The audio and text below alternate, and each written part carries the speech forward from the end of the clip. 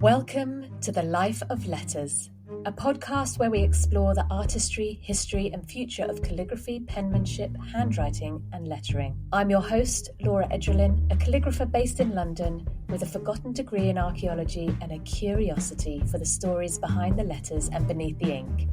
Through conversations with historians, artists, societies and stationery experts, I want to discover which are the forgotten letters, who are those pioneers of the pen, and journey the world to join the dots between tradition and modern creativity. Whether you're a seasoned calligrapher, a lover of beautiful handwriting, or simply someone fascinated by the evolution of letters, type and the written word, it's great to have you with me. So grab a cuppa, perhaps your favourite pen, settle in, and let's dive into the life of letters. I am delighted to be speaking with Dan Forster in today's episode. Dan Forster is an award-winning independent lettering artist and type designer. He works with agencies, brands and direct clients from around the world on all manner of type-based projects, from custom word marks to highly flourished and decorative lettering to illustrative and three-dimensional type. When I discovered Dan on Instagram, I was blown away by his work, in particular, the sheer variety of styles and projects showing his deep passion for letter forms. Dan, a huge welcome to the Life of Letters podcast. Thank you so much for being here. Hey, thanks for having me, Laura. Yeah, I'm delighted to be here, yeah. And you're in Leeds right now. Is that where you grew up as well? Yeah, I'm in Leeds now. I've been in Leeds for about 28 years, but yeah, I didn't grow up here. I actually grew up in Manchester, or I should say Greater Manchester. So it's a small town called Tyldesley, which is about 8 miles west of Manchester. So I was in Manchester until I went to Sheffield University, and then 2 years in Sheffield, and then I got a job in Leeds at Elmwood Design in 1997. So showing my age a little bit. And I've been in Leeds ever since. Met my partner, now wife, at Elmwood, but I actually only stayed there for 3 years, and then I left and went freelance. So initially I worked in graphic design. And it wasn't until quite a bit later that I actually got into lettering and type design, even though I'd sort of grown up surrounded by it all with my dad. So, but yeah, we can get into all that.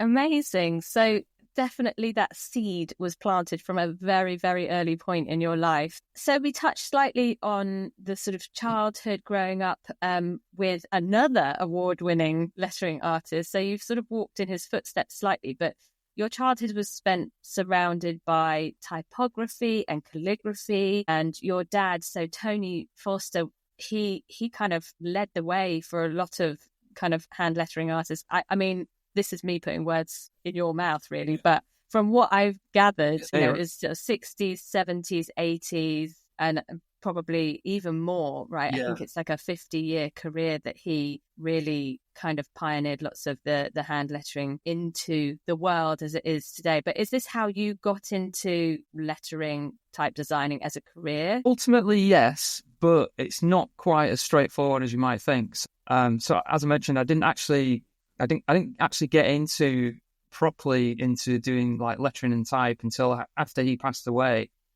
Which was in 2008, and it was actually, well, long story short, I was sort of tasked with going through his studio, tidying it up, organizing it, because it was like a total bomb site. There was just like paper everywhere, and he was not organized.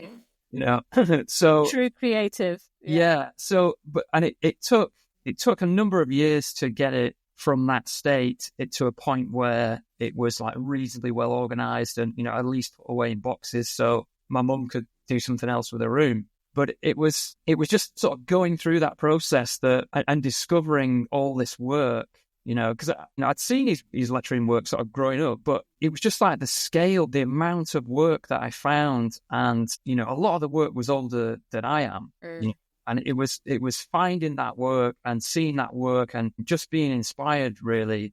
That was the impetus for me to, so at some point, I can't pinpoint exactly when, but it was like, I think I might, I want to try my hand at doing some lettering again. Because he tried to get me to do calligraphy when I was a kid, when I was like 16, I think I was just coming out of school. And there was a point where I had like a summer job working at the swimming pool. I was like a lifeguard.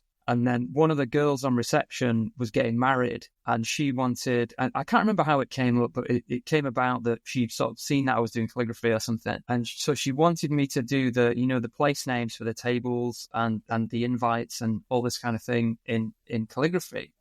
So I was like, right, yeah, I'm going to do this. So I did it, but she was really happy with it, but I was so frustrated that I couldn't make the letters as beautiful as I wanted to, and I was going through all these name cards, and I was like, I've messed that one up, and then, so I was just like going through them. I was like, I've got to be careful. I'm going to run out, I was trying to get them perfect. But I think what I was doing, I was obviously comparing myself to my dad, because he's the only other, apart from my dad, I didn't know anybody else who did calligraphy. I'd never read a book on calligraphy. There was no internet, so there was no tutorials, nothing like that. So he was my sort of benchmark for calligraphy. And I was obviously comparing myself to him, which is crazy when you think back. I'd been doing it for a few weeks, and he'd been doing it for like 30 odd years at that point. So it was like, it was pretty ridiculous. But you do these things, you do compare yourself. And I got really frustrated, and I was throwing pens across the room, getting really frustrated with myself. But this girl, I think she was called Lisa, she was really happy with it at the swimming club. And, I think I charged her like £10 or something ridiculous, because I didn't know anything about like charging for work, or, I was just a kid. So I think after that, I don't know, I kind of not lost interest, but I got more interested in other things.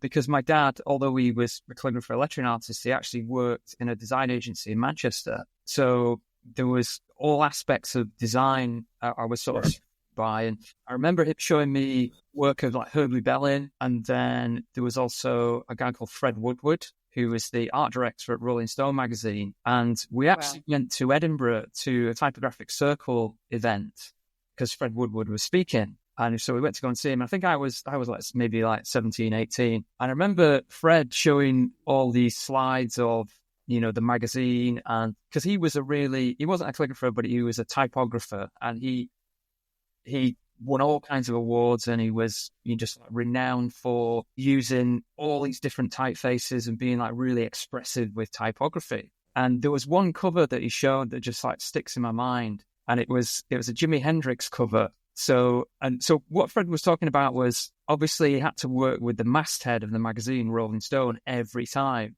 And he said he was so sick of working with it. So any opportunity that he had to cover it up, he did. And he had this picture of Jimi Hendrix, obviously, with his big hair and stuff. So he covered up the masthead just to a degree where it just said Roll One, sticking out the sides. And I just thought I was absolute genius. Brilliant.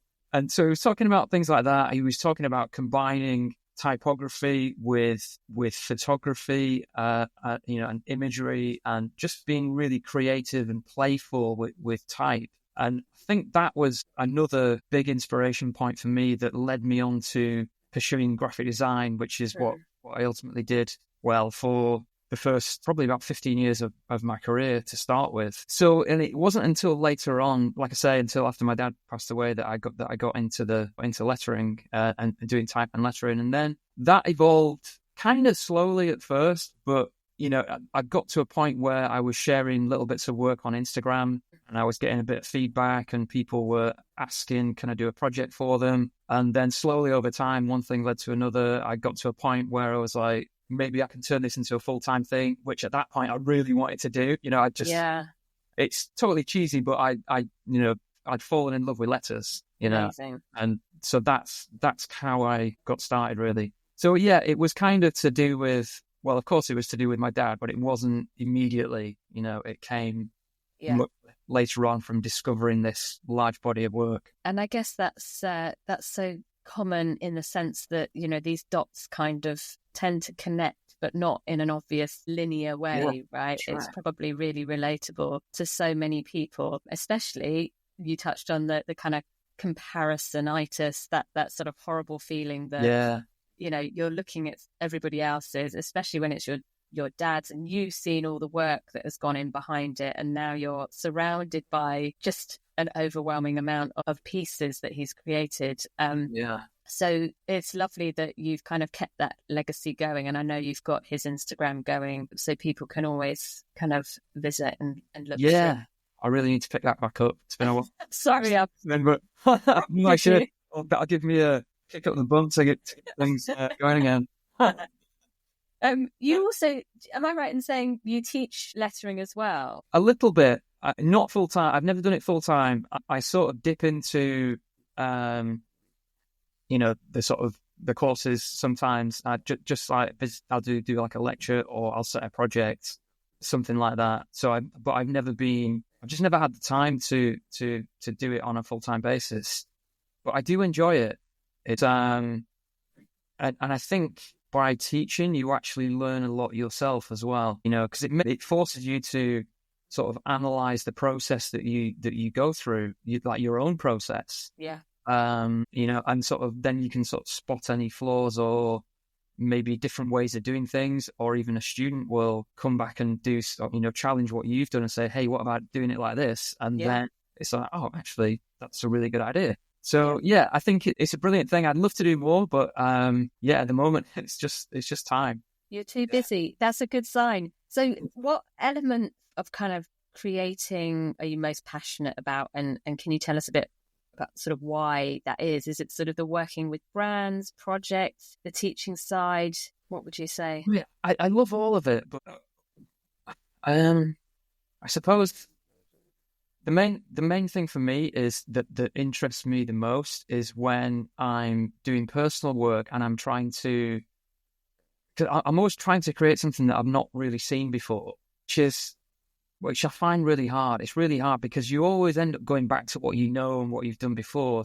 But when, on the rare occasion that you do stumble across something that's different, or, you just draw a letter in a different way and it's like, oh, I've never seen the form like that before, then that's the most rewarding and enjoyable for me.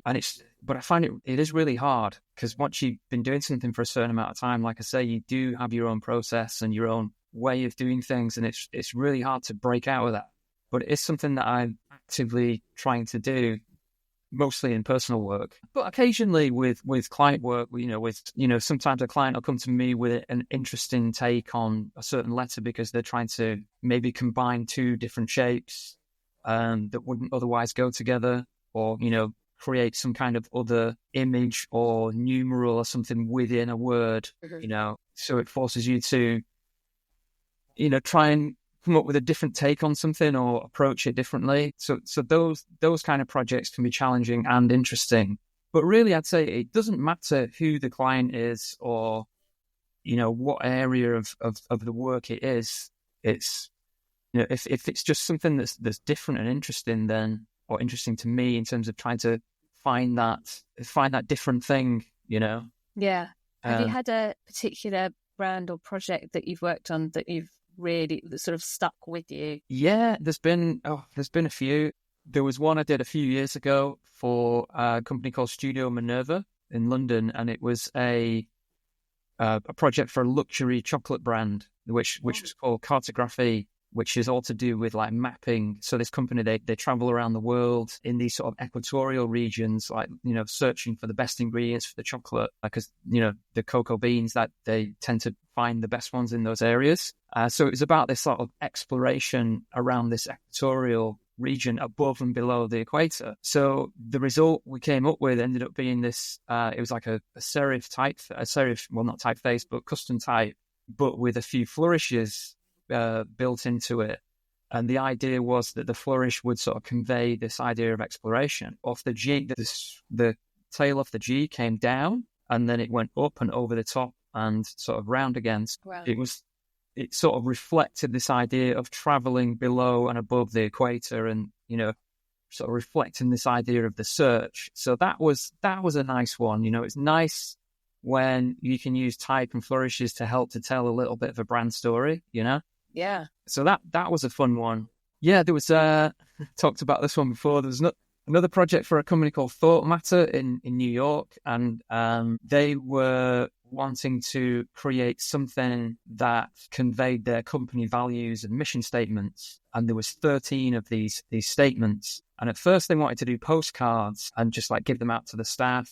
But But I had this conversation with them and I was like, well, if you do postcards, surely they're just going to sit on people's desks and they might get a bit lost and, end up being used as like coasters or whatever. So I suggested this idea, like, why don't you do like this massive poster? It ended up being like A0, this like huge poster. And they hung it on the wall and it was like there to inspire the staff on this daily basis. But for me, I saw it as an opportunity to try and create one of the most elaborate pieces of lettering that I'd ever done at this point. Because it was it was something on my sort of bucket list. I really wanted to see how far I could push myself, how detailed and complex I could make it. But also I wanted to create something that sort of lived up to this sort of inspirational or aspirational sentiments that they had in their values. So it ended up looking sort of quite kind of biblical and highly decorative, but it had this sort of feeling of like weight and gravitas and importance, I suppose. But it took me about 30 days. So it was one of those projects. And when I say 30 days, it was like 30 days over the course of maybe like 2 months, maybe even longer, because I was having to fit in other better paying projects around it, It was one of those projects that it wasn't really about the money. It was about trying to create a piece of work that I could use in my portfolio to sort of demonstrate, what I could do. Yeah. But it was also, I didn't really know what I could do at the point. I was just seeing what I could do. So I wanted to take that opportunity, and they were gracious enough to let me do that, and not do it to a strict deadline as well. Yeah, that's nice. I feel like when it's project-based stuff, I'm impressed actually that you got it done in 30 days without a deadline, because for a lot of us it would be like a struggle without a deadline. Yeah, it was 30 days, but it was over those were the working days, because I kept track of it, but it must have been more than two months, like start to finish. That's incredible. Yeah. And I guess that's pushing you as well as an artist. As you say, it's testing what you can do creatively, but also setting you up with a bit of a challenge, which sounds like something that comes through quite a lot. Like there's this sort of sense of like, what more can I do? How can I do this? Where can we stretch this? Where's the story coming from? How do we adapt this letter? How do we design this in a different way and kind of maybe not problem solve, but kind of definitely problem solve. Yeah, definitely problem solve. I mean, I think for me, even now, you learn something new on every project, definitely. Yeah. And I think with that one particularly, for me, it covered all aspects of lettering or the lettering arts. So it was, first of all, one of the initial challenges was the layout, so it was all, because everything sort of worked under this concept of work worth doing. So these were the main letters, the main message, work worth doing. Then there was like a subline underneath that, which was done in a script. And then there was the 13, I was going to say 13 commandments, 13 values. I mean, I'd sort of build it to them like that. It was like the 10 commandments. Yeah. So it was typography with the layout. It was lettering, because work was doing, that was in black letter. And then it was almost like getting towards calligraphy as well, because these sort of like subline, the secondary level type ended up being a script. So in the first iteration of that script, I was grounded in calligraphy. But then, unfortunately, that got rejected. So unfortunately, I think it was probably the best choice, really, because what we ended up with was more elaborate flourishing, and I think it sat better overall. But yeah, it just ticked all these boxes for me. It's like typography, lettering, calligraphy, like layout, design, and it was, I was really, really pleased with the end result.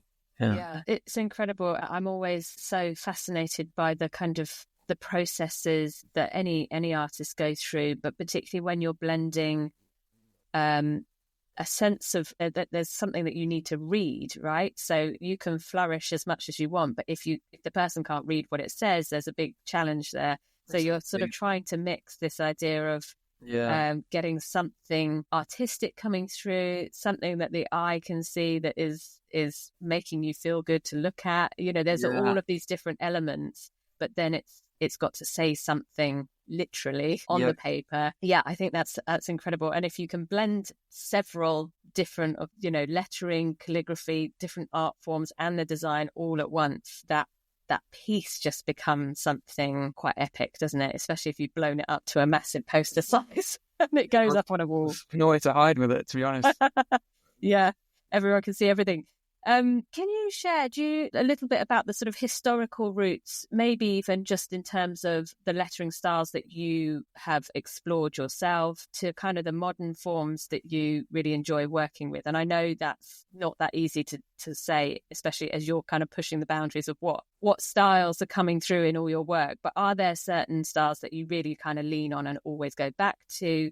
Would you say that there are some that kind of historically do feature in your work and how that looks today? Well, I'd say definitely everything is inspired inspired by history and historical forms. And I think for anybody who might be listening who's interested in, starting off in calligraphy and lettering, I think you can't avoid looking at history. At some point, you're going to get led to learning about the history and about calligraphy, because obviously everything comes from writing. Everything is derived from writing. So, in terms of my sort of background, in terms of how I got into lettering, I was inspired by my dad and I started tinkering at first and drawing, but then ultimately, I was lucky and fortunate to inherit all these books. And obviously I, dipped into his library at various points in the past. When I was a student at Sheffield, I actually did a project on Trajan, which was the Roman lettering on the Trajan column in Rome, which is kind of the sort of foundation of all the letter forms that we use today. And, a lot of people say those, that particular example is the finest example of Roman lettering that there's ever been. But really, if you think about it at the time, and I've read a bit about the history now, but before that, lettering was just served as it was just functional, and there wasn't really much in the way of like the variety of pens that we have today. There was lots of things going on like scratching into wax tablets, all that kind of stuff. But it wasn't until the Roman lettering that, like Trajan, where, the way it's described for the most part is, it was drawn by a scribe with a broad brush, a bit like what we use a broadening pen today. It was drawn by a scribe onto the stone, and then there would be a stonemason or a carver who would come along and then cut the stone. So it was like two craftspeople involved. But it was the letters were the lettering system. Romans being the Romans, they had a system and a process for everything, didn't they? So they created this system for the letters. So, and it was all based on a square, like a circle and an F in a square, and then a half square. So you had letters like the E and the thinner letters fit into the system. Also at the time, you've got to remember there was like letters like U that didn't exist. And the U, they used a V instead of the U. And I think there was like 3 or 4 that got introduced later on. But so they had this very sort of rigid system, but it resulted in the process that they went through with the scribe and then the carving. It resulted in this beautiful set of letters, and you could argue that it was probably the first time in history that letters were given a style, and so I got this book when I was at Sheffield College. I think it was called The Origin of the Serif, it was called, by this priest, I think, who had studied the Roman lettering. He'd gone to Rome a lot, and so he'd broken it all down in this book. So I did a project on it at Sheffield, and I found it fascinating at the time, but it was, I was more, like I said, I was more distracted by graphic design, but it was always there. I always remembered that. And then fast forward to when I was doing lettering, there was a book that I came across called Letter Forms by a guy called Timothy Samara. And it's essentially about type design. But at the beginning of the book, there's this fantastic short or brief history of lettering and type. And I'd recommend it to anyone. It's a brilliant synopsis. And it talks about the Roman lettering, it talks about before that, and then it talks about sort of what happened after that. But that was a massive inspiration when I read that, and that sort of spurred me on to find other books about the history of type and lettering. So yeah, everything that I do now is it's sort of grounded in history and calligraphy in terms of, I always think about what kind of pen I might be trying to emulate when I'm drawing letters. So yeah, it's massively important. And there's some fantastic stories as well from history, just about how like certain styles of type sort of emerged. So if you just think about just in Europe, the printing press was in 14 something or other, I can't remember the exact date, but then it was shortly after that. There was a guy called Nicholas Jensen, who you might have heard of, the typeface Jensen. There's an Adobe version of it now. So that was one of the first serif typefaces. Well, we call it a serif typeface. It was one of the first typefaces back then. Everything at the time in Europe, apart from all the black letter before that, in terms of typefaces, there wasn't that many that you could print with, but his was one of the first serif typefaces. And then that was kind of the style for years. It was just serifs, in Europe. And then I think it was like in the early 1800s, 1880 maybe, William Caslon. I'm sure you heard of Caslon. Yes. Now, I think there was like 3 generations of William Caslons, and I can't remember. I think it was one of the junior Caslons. So he basically came on the scene, obviously a long history of making typefaces in his family, cutting the metal type. So he designed this typeface called 2 Lines English Egyptian, which is a weird name. But at the time, I think there'd been lots of, trips over to Egypt, and there was a big craze, but everything was like Egyptian this and Egyptian that, and so everything at the time, everything was Egyptian, so he just named this typeface 2 Lines English Egyptian. It was nothing to do with Egypt. Yeah. But it was the first, what you would call like the first sans serif typeface. So, but also as well, because the serif typeface, that had also derived from the pen and from writing, and it was what you call like a humanist style. But now there was no thicks and thins, there was no contrast in the letter shapes. It was like a monoline sans serif, and it just burst on the scene, and there'd been nothing like it. And everyone was like, what the hell is this? This is so ugly. This is awful. And there was this huge backlash. But the reason he did it, it was something like, because newspapers as well were like relatively new, I think, at the time. And he figured out if you cut the serifs off, you can actually fit more letters in a smaller space in the newspaper. Because he was thinking about advertising columns and obviously... Yeah. So quite a practical... Yeah, so it was like a practical reason. But there was this huge backlash, and everyone at the time, as far as I understand it, everyone was like, oh, this is the ugliest thing, we hate it. And they started calling it grotesque. So that's where the name grotesque comes from. Right. I was like pretty interested. But then sort of shortly after that, all these other designers who hated it started taking what he'd done, so this mono weight, and then adding like mono weight serif back onto it, and that became the slab serif. So you got this like really, and honestly, it's fascinating. Yeah. If you'd have told me when I was a kid, like read about history, I would have gone bugger off. History's the most boring thing. But I suppose when you have a subject that you like letters, and you get to learn a bit about the history, then it just becomes fascinating. So they got this slab serif emerged on the scene, and then early 1900s, the whole Swiss style happened. Might have been a bit before then. I'm not too hot on all the dates, but then, and I think it was again another backlash to this very sterile sans serif Swiss movement that the arts and crafts movement happened, where everyone went absolutely nuts, and there was all kinds of wacky, crazy type styles happening, and there was a whole woodblock style, and I don't know how accurate my description is, but those are the broad strokes as far as I understand it. Yeah. So I've always been like massively inspired by history of type.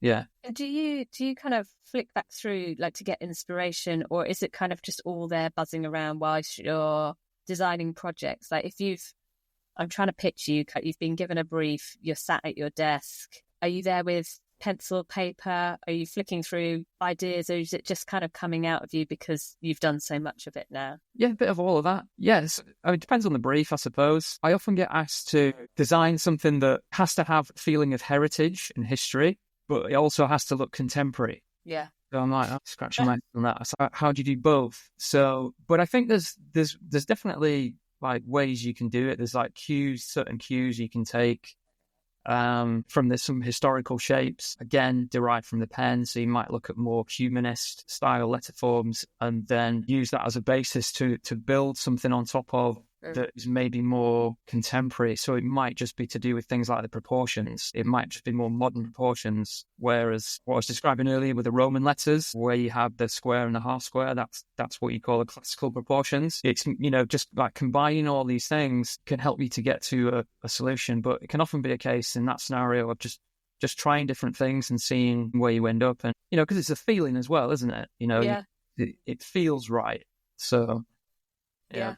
And then, so if you've designed, maybe your first draft or whatever, do you then how does it work in terms of getting that into a digital form? Because I presume lots of the brands they just want everything digitized immediately so they can stick it everywhere and build it into campaigns and things. Yeah, I mean, again, depends on the project, but for most branding projects these days, most like brand marks, I usually would, well, it depends what it is. If it's something that's like what I call a refinement project, where the client's got a fairly well-defined idea of what they want, sometimes it's just like straight to vector and it could be straight on the computer. But other times, if it's something that they just have an idea of what they want, but no design, then it would be a case of sometimes starting with pencil and paper. But with branding projects, just for brevity, I start on the iPad, sketching in Procreate. Yeah. Because it's just much quicker.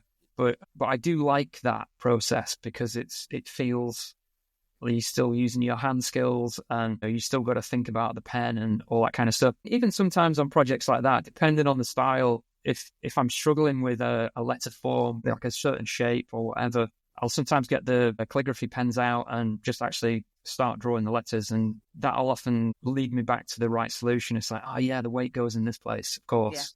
Yeah. Can I ask you a question? Sure, yeah. What's a brand mark? Is it a logo? Oh, yeah, just like there's so many terms that get thrown around these days, isn't there? So, yeah, what I mean is like a logo type, really. Okay. Yeah, a logo type for a brand. They often get called brand marks or word marks, logo marks. There's all these terms and phrases, but yeah. It's that terminology. It's the same with calligraphy, right? There's lots of styles that kind of cross over each other, and people use them interchangeably. And depending on who you're talking to, it might, they might say something else. So it's worth checking in case I completely miss something. You're right, definitely. People use the term font as a kind of catch-all, don't they? Just to describe letters of any kind. I guess it's the same with the evolution of styles and letters and everything. We're all using different ways of communicating, and language evolves, and how we speak and how we share across different platforms and ways that we talk. I think it's lovely that there's maybe not just one way of doing something, because it gets us to think creatively. Yeah, I always think of it's almost like we've come full circle in some ways in terms of just like day-to-day communication with texts and things like that. And if you think right back to the start, in Egypt, but also in other places like Phoenicia, and it started out with communication with logograms and pictograms, yes, of course, or hieroglyphics, as you might say. Yeah. And now we've come full circle and we use emojis. Yeah. It's like the digital hieroglyphics, isn't it? Yeah. And actually quite a lot of those, I'm like, what does that mean? So actually perfect segue as always, what would you like to see in terms of future of lettering? Particularly, obviously you work very closely with brands and how they integrate type and lettering. But is there something that you'd love to see them do differently or that you'd like to be involved in? Good question.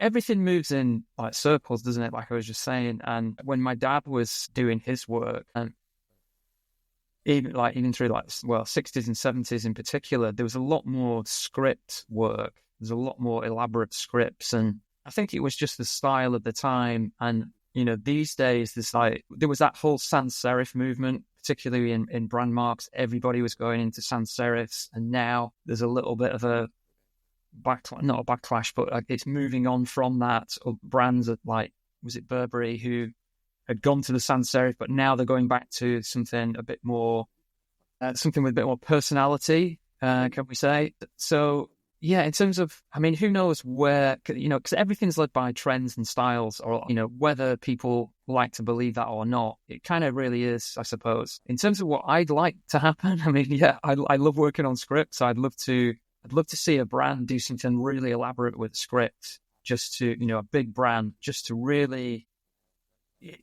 break out from conventional what other brands are doing that is, perhaps trying to take something into a different place. I was just thinking as I was speaking, obviously it's got to be part of the strategy. That's what ultimately leads to the design brief and then the design itself. But it would be nice to see something like that in the mainstream. Thinking about it, obviously we've got Coca-Cola. It's a Spencerian script, the Coca-Cola. Obviously they're not going to change that. Then they're never going to go sans serif. Yeah. But imagine. Yeah. I mean, is that what you meant by the question? It's quite yeah, definitely. Yeah. It's a difficult one, isn't it? I guess it's whether there's if you feel that there's a big kind of innovation coming in terms of how we work with lettering, how artistically we kind of bring, maybe at the moment, obviously we talk a lot about the historical roots featuring in a bit of a modern form, and I guess even from the practical ways that we use pen and paper to iPad, pencil, all the actual process of creating lettering, I guess, is always changing. Yeah, I suppose. I mean, well, just as you were speaking then, I was thinking about, AI, Yeah. So, I mean, I'm not a massive fan of AI, to be honest. What turns me on is like craftsmanship.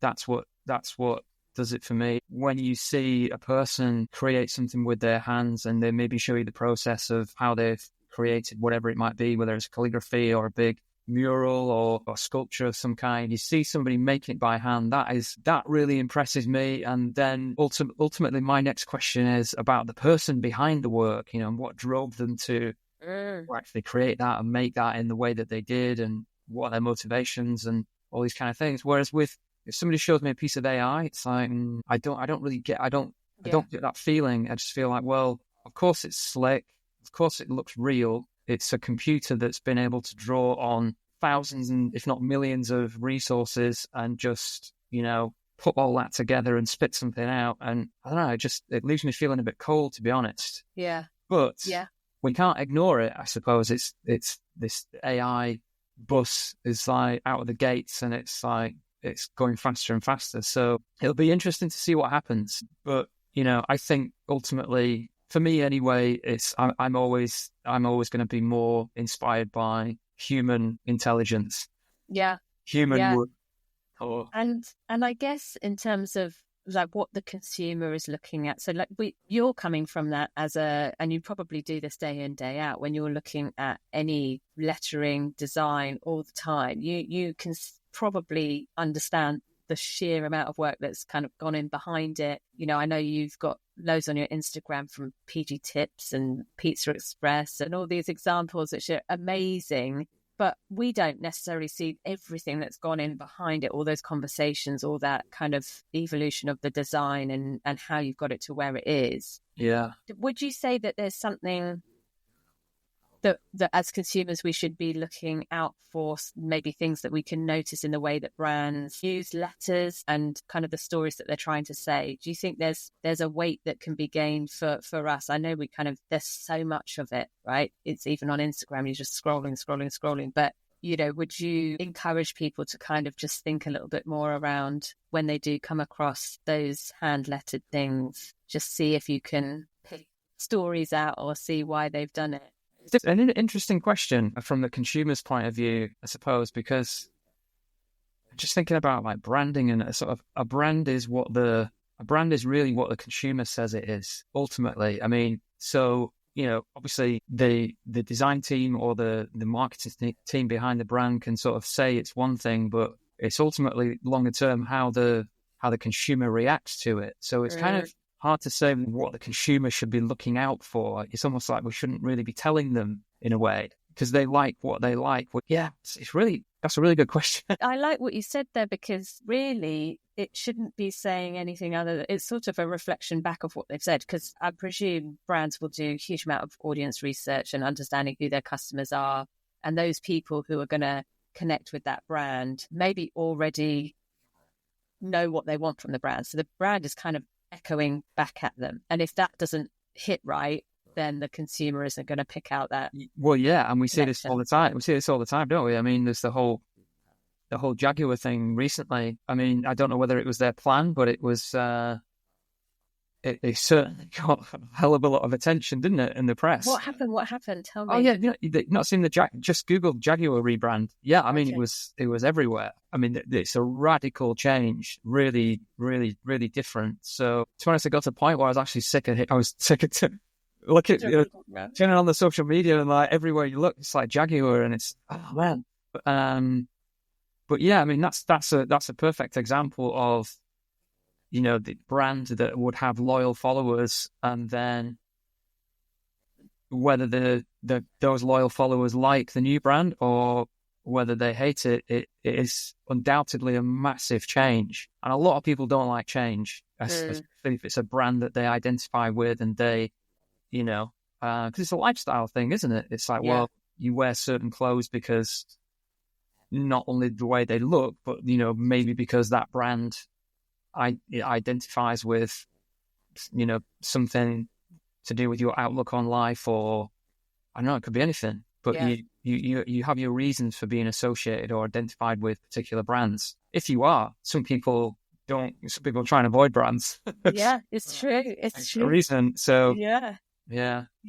But, oh gosh. I mean, we should get quite deep here with this. Exactly. I know the psychology behind branding, and that just really sums it up for me. There is just a wealth of stories and history and everything that comes through in your work and in the projects that you deliver. I think it's just a fascinating conversation, isn't it? Where people have come from and how you've got into all of certainly was. So we've covered a bit about who you are and what you do currently, but what I'd really like to ask is, can you give us a bit of a window into who you are, maybe behind the website, behind the kind of shiny, shimmering slickness of everything that we see on Instagram? What are your interests? What's your life like outside of work? Well, I mean, these days it's like I'm so engrossed in what I do. It's kind of hard to sometimes find a separation between life and work, and I'm sure that's the same for a lot of people. But yeah, I mean, even when we go on holiday, I'll take my iPad and